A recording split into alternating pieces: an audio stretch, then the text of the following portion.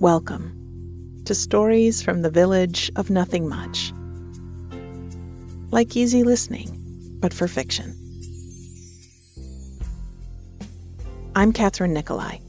I write and read all the stories you'll hear on the Village of Nothing Much. Audio engineering and sound design is by Bob Wittersheim.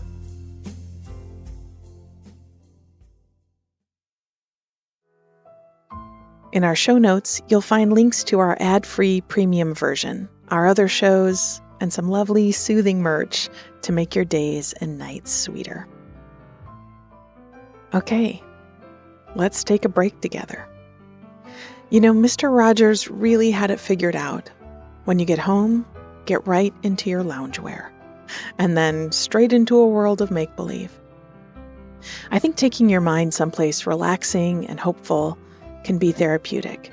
It can help realign you with what matters, pump the brakes on catastrophizing, and just refill your cup with something sweet and nourishing.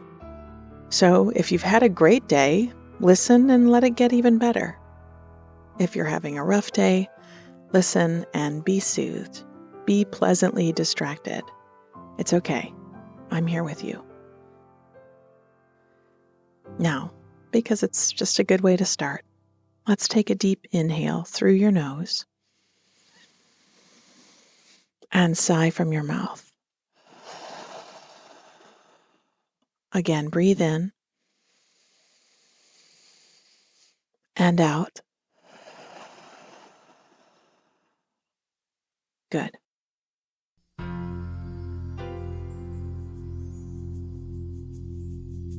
Our stories today have us deep into holiday excitement in the village.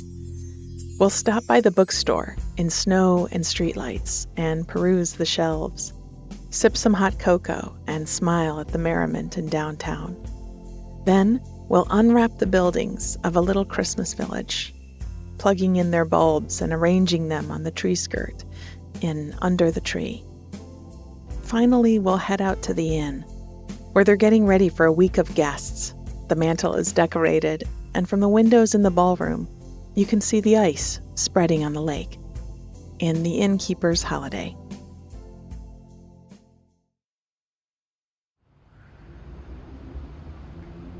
Snow and streetlights. It was still light out as I walked into town. The sidewalks were bare. A few flakes that had fallen the day before didn't stick. I had my winter coat on, but I unbuttoned it at the neck and let the fresh air circle my skin. The soles of my shoes made a thin, echoing clap against the pavement. There is a bare, sort of exposed feeling that comes after the leaves have fallen and before the snow has. The world feels too empty and unbuffered. I hoped that we'd soon have snow, a nice thick layer of it on the tree branches, and enough on the ground to make a snowman. At a corner, I stopped and looked up at the sky, gray and thick with clouds. They looked full of snow to my optimistic eyes, and I smiled as I walked on. On Main Street, lights were being strung up, crisscrossing from building to building and wrapping around the lampposts. As I passed, I noticed a huge crate full of fresh wreaths, ready to hang. They smelled so brightly of pine and cedar, I wanted to wear it as a perfume. A little part of me, more specifically a little kid part of me, always got so excited to see the village getting ready for the holidays. I turned down an alleyway and came to the door of the bookshop. A woman with an armful of books was struggling to get out, and I leaned forward and pulled the door open for her and held it as she passed. We nodded at each other, and I admit I peeked at the books in her arms. I always want to know what other people are reading.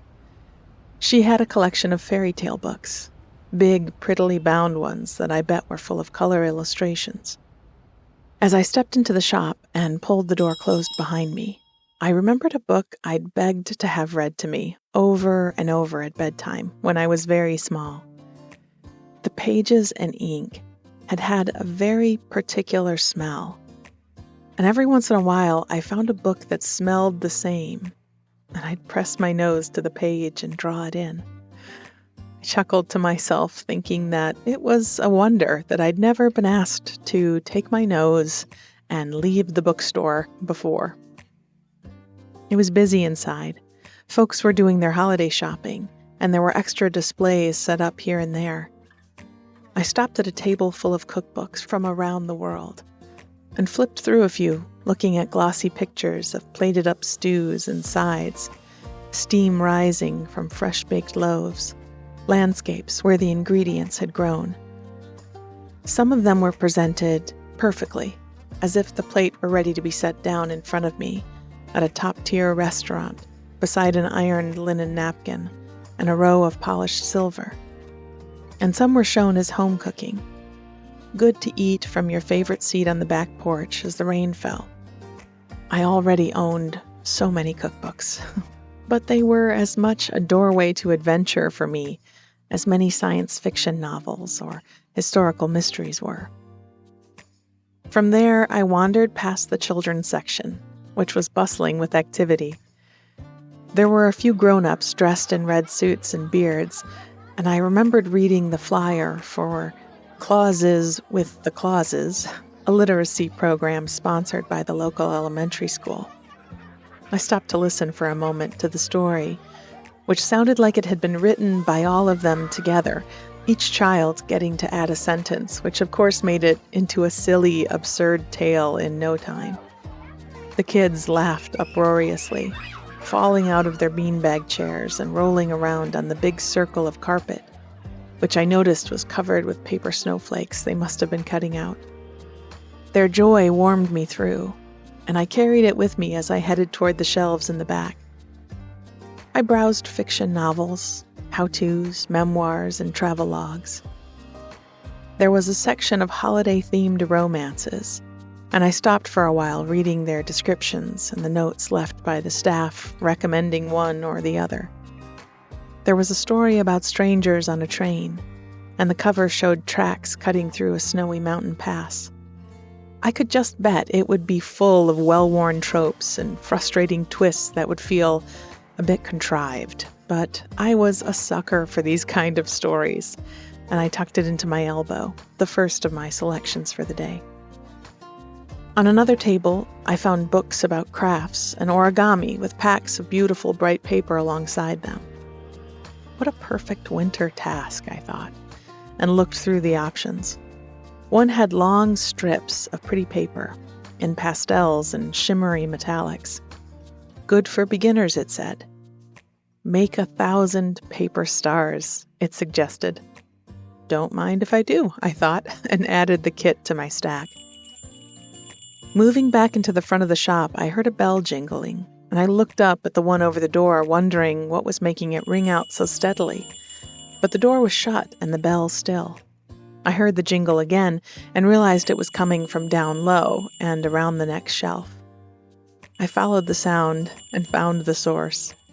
Alphabet, the shop owner's dog, a spotted mutt with short legs and a long back, and a jingle bell attached to his collar, was marching through the aisle. I squatted down and he came to me, rolling over for a belly rub. "Oh, Alfie," I cooed, "you're dressed up for the holidays too." "And it helps me keep track of him on busy days," called the shop owner from behind her desk. She'd just finished ringing up a customer, and for a moment there was no line at the register. "Would you like some cocoa?" she asked. "I'm having one myself. Let me get you one." I nodded and thanked her as I gave Elfie one more pat and stood up. Behind her at the desk, she had a tall urn, and she dispensed 2 cups of hot chocolate and handed one to me. I sipped it slowly. It was just the right temperature. Not too hot to burn your mouth, but hot enough that it warmed you through and tasted rich and velvety. "Oh, that's good," I said. "It's the baker's recipe," she whispered. "How did you get your hands on that?" I asked as I set my stack down for her to ring up. I traded her an out-of-print cookbook she'd been looking for. Finding it wasn't easy, and she held up the cup, but it was worth the effort. I agreed as she tucked my purchases into a bag and I handed over some cash. "The window seat is open. Are you going to stay and start your book?" I turned to look at my favorite seat, right in the front window, but as I did, I let out a quiet gasp. Snow. Finally, snow was falling in thick sheets out on the street. The sidewalks were already covered. I turned back to her with a big smile on my face and said I wanted to walk home in the snow. She nodded, and I took my cup and my bag and headed toward the door. Just as I was struggling to open it without spilling my precious cocoa, a man outside leaned forward and pulled it open for me. We nodded to each other as we passed in the doorway, and I stepped onto the snowy sidewalk. The clap of my shoes was muffled now, and the world around me felt blanketed and softer. The strings of lights on Main Street were glowing through the snow, and I stopped and watched the flakes coming down through the halo cast by a streetlight. I was sure in cities around the world where snow was falling, others were, in that moment, doing the same.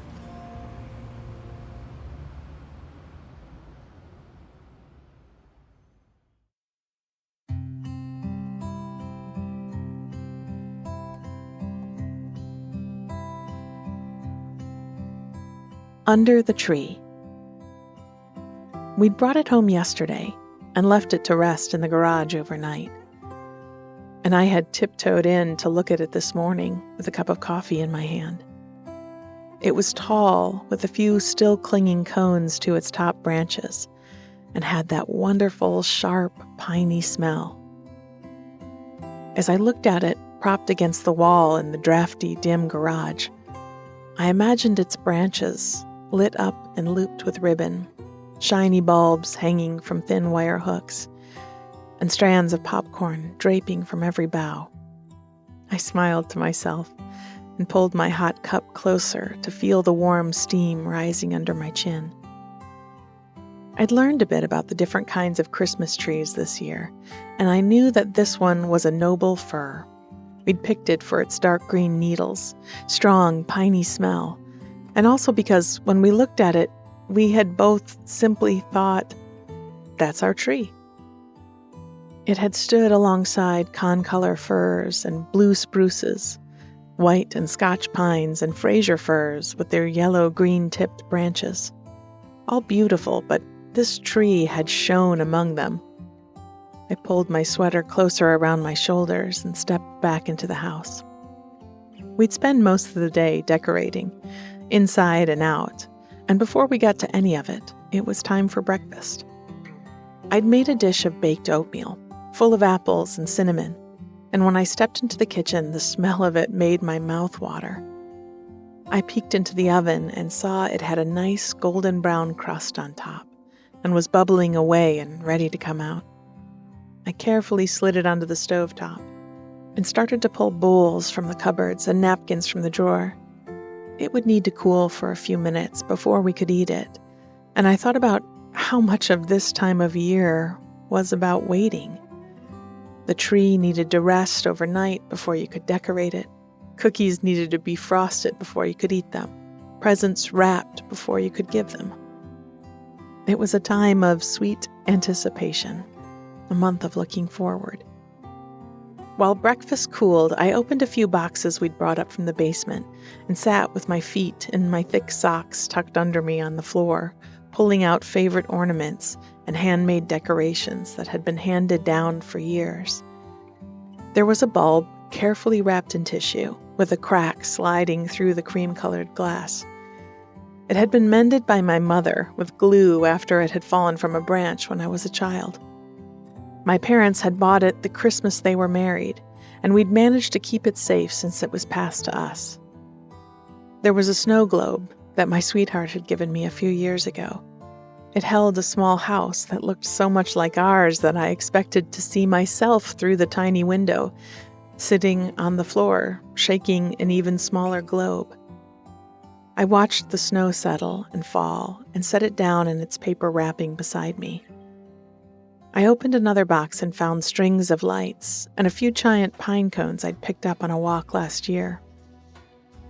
I opened the last box, and inside, nestled into last year's newspaper, was the collection of tiny ceramic houses and shops that I'd been arranging under the tree since I was small. We'd bought them one at a time, carefully picking out a new one each Christmas. We'd take it home and unpack the box, tiny paintbrushes and little pots of paint, the house or storefront itself, and a light bulb, larger than the ones we'd string on the tree, but small enough to screw into the base of the house so it would light up under the branches of the tree. We'd roll up our sleeves and set up at the kitchen table, me painting one side and my brother the other, and Mom or Dad breaking up squabbles as we argued over the colors. There had been a tiny sealed cup of pearly pink sparkles, and after the last coat of paint had gone on the rooftops and snowy sidewalks, we'd sprinkle it over to make the scenes sparkle like fresh snow. We'd use the last bits of paint to scrawl our names on the inside, and the year we'd been painting it.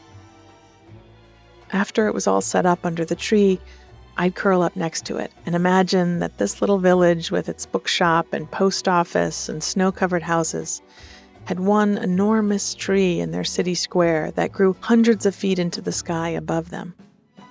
It was strange to me how I could go 11 months without seeing these. And then, when I unwrapped them each year, I'd remember every little detail, each sloppy brushstroke done by my or my brother's hand, and the moment when we'd finished and put it under the tree. They felt as familiar to me as anything, and I thought that feeling of seeing something well-known was so much of what I loved about putting up our tree and lighting our mantle.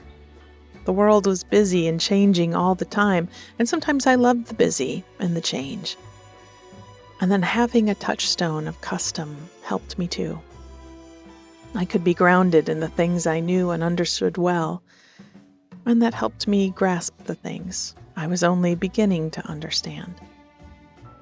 I slid my fingertips over the window frame of one of the tiny houses. It was painted much more precisely than the rest. The lines were even, and the smallest details were carefully attended to. I turned it over and saw my mother's name painted in a pretty hand with the year sketched in.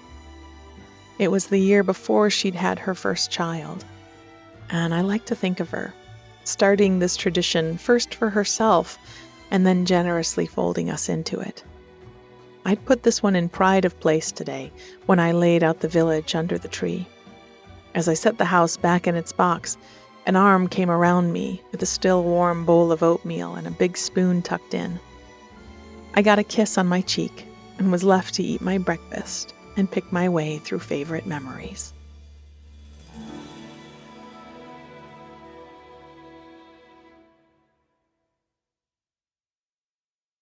The Innkeeper's Holiday. For most of the winter season, the inn was quiet and dark. There might be a light on in one of the rooms on the top floor, or in the library as I caught up on my rest and relaxation. I cooked small meals for myself down in the kitchen, and shoveled just enough of the front drive to get in and out. I watched from the back porch as the lake froze over, and answered the phone when it rang, with guests calling to book their summer stays.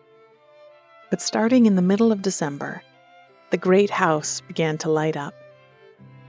Strands of twinkle lights were wound around the fence posts in the drive and along the roof lines and porch rails.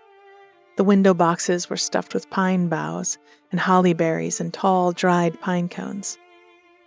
I thought there was something reminiscent of a honeycomb in their shape as I tucked them into place. In the attic, I found boxes of glass ornaments and pretty ceramic reindeer that looked like they'd been sculpted by hand. I'd been just pushing the attic stairs back up into place with another box full of decorations when I heard a car door slam from the drive. I hurried to the window in the staircase and saw Chef standing on the cobblestones, looking up at me. I waved, and Chef waved back and popped open the hatchback on their car, showing the crates of fresh food and cases of champagne they'd brought. I smiled wide and clapped my hands like a child. I'd liked having the place to myself for a while, to read my books and make plans for next summer, but I was ready for a bit of company, for the house to hum with life again, for the good scents of coffee cakes and scones to rise up from the kitchen, and for guests to come and celebrate the end of one year and the beginning of another. I set the box of decorations down at the foot of the staircase and pulled my overcoat from the hook in the front office and went out to help Chef with the food. I got a warm embrace in the cold air, and we caught up as we carried the food and wine down the long hallway and into the kitchen. Chef had been traveling, as they always did during the off-season, some of it for rest and vacation, and some to cook in other kitchens. They'd been somewhere sunny and warm, and after the holidays were headed to a ski chalet for the rest of the winter. In the boxes were jars of beautiful green olives, packets of pine nuts, bags of red onions, and sleeves of fancy crisp crackers. I recognized the ingredients for Chef's fancy green olive pâté that they served as past appetizers for the guests. There were lots of other things, too. They'd be making a few big meals, and afternoon teas, and breakfasts over the week or so that the inn was full. Chef would make a gingerbread inn that would sit on the entryway table, and plates of dark chocolate truffles with flakes of sea salt on top. I left Chef to their work and got back to decorating. I was dusting the miniature reindeer and setting them in a scene on the long mantel above the fireplace when I realized music would make this work a little merrier. We had a fancy sound system with speakers in all the common rooms, but I also kept a turntable on the desk by the window, and in the boxes I'd brought down were a few holiday albums and cardboard sleeves. I took one out, holding it carefully along its edges with my fingertips, and spun it to read the list of songs on each side. They were old, jazzy versions sung by crooners and sirens, and I set it on the player and flipped the switch to start it turning. I laid the needle carefully into the groove and listened to the piano and horns and jingle bells as I looked at the cover art. By the afternoon, the tables and mantels were done up. The wreath was on the front door, and the guest rooms had been made ready with fresh sheets and towels and small tabletop ceramic trees that lit up with a switch and made the rooms glow with soft colors. I shared a plate of sandwiches with Chef in the kitchen and talked through the menus. The next day, guests would begin to arrive, and we were booked full for the holiday. "What's left?" Chef asked. I took a long drink of my tea and said, "Just the tree." In years past, we'd tried it in different spots, in the front hall to greet guests as they arrived, or on the back porch where we served champagne and looked out at the houses across the lake, lit up with holiday lights. But this year I had a different plan. For months, the ballroom on the second floor had been closed for restoration. There had been a leak in the ceiling that had damaged the plaster, and many missing tiles in the parquet floor. The light fixtures had needed rewiring, and the whole space needed fresh paint, new curtains, and furnishings. Now it was ready. The ceiling was patched and painted, glowing filament bulbs in the sconces, and a charming, if slightly mismatched, collection of settees and side tables clustered in groups. It would make the perfect spot for the Christmas tree, for guests to gather to share gifts and wish for peace on earth. And then, when the year ended, to clink champagne glasses and have a midnight kiss. I climbed the stairs to check the space and found the freshly polished floors glowing and the candles on the windowsills ready to be lit. I had the boxes of ornaments and many, many strings of lights ready for the tree. From one window I could see the lake, frozen for a dozen feet at the shore, and then with dark rippling water further out. There were still ducks, a dozen or more with dark green and gray feathers, and one white farm duck among them. And I smiled and said in a whisper that fogged the glass, "Found family." It's how I felt here, too. Here with the house, with Chef and the guests who'd be arriving soon. I crossed the room and looked out another window and saw a big truck with a tall Norway spruce in its bed, trundling down the drive, beeping its horn.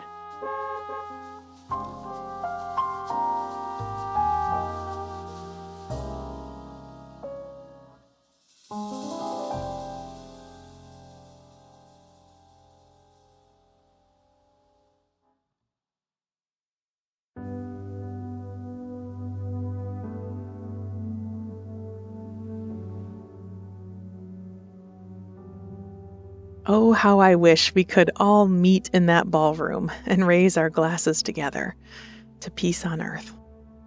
So in our first story, we revisited one of my favorite locations in the village of Nothing Much, the bookshop. I first wrote about it in episode 2 of Nothing Much Happens, and it came from a story I'd told myself for years at bedtime. Since then, we've been back more times than I can recount to you here, but I will point out the shout-out to Clauses with the Clauses, which was first mentioned in the Winter Getaway Stories, and that's episode 5 of this show. Other connections in this story include a mention of the baker's famous hot chocolate. Listen to Snowfall at the Bakery, episode 9 of this show. You can hear more about Alphabet the dog in episode 29, the story called Joyride. And this narrator is the same as the one from last week's Paper Stars episode. This is the moment in which she stumbled upon her new crafting obsession. In our second story, Under the Tree, we get to spend some time setting up the Christmas village, which, in a way, is exactly what this whole show, the whole concept is. A little village that we can pretend in together. It's something I think about a lot. The need for play spaces, even after we've grown up. It's a way to think about our emotions, to practice ideas, and hopefully to be entertained. So, what am I saying? Should you buy a whole Christmas village or a little handcrafted miniature house, for example, you saw on Etsy and bookmark and keep looking at? Look, if you need a sign to do that, I'm happy to be your oracle. I think I just want to acknowledge that this is one of the ways that stories, reading, listening, that all of it helps us emotionally, and to encourage you to keep these things as parts of your toolbox. Also going to come clean here, as long as we're being open and talking about vulnerable things, and just say that while this story elevates the idea of oatmeal, I think oatmeal is gross. I thought so when I was 5 years old, and I was correct. Yuck. Finally, we check in with our friends at the inn. Now, I got this story out, and I was rereading it in preparation for the show today. And somehow I wrote the original story in the third person, which I never write these that way. I want the listener to identify with the narrator, to feel like they could imagine themselves in the story, so I always write in first person, and really cannot account for how this happened. I recorded the original story in third person for Nothing Much Happens. Heck, I read it twice, a little slower the second time, and somehow still never noticed. So I fixed it for today, but if you've ever been awake for the original and wondered, what the heck? I'm here to say, no clue. But I did love thinking about being in that beautiful place over the holidays, to eat the good food and watch the snow fall from the windows in the ballroom. I hope you have some moments like that in the coming month.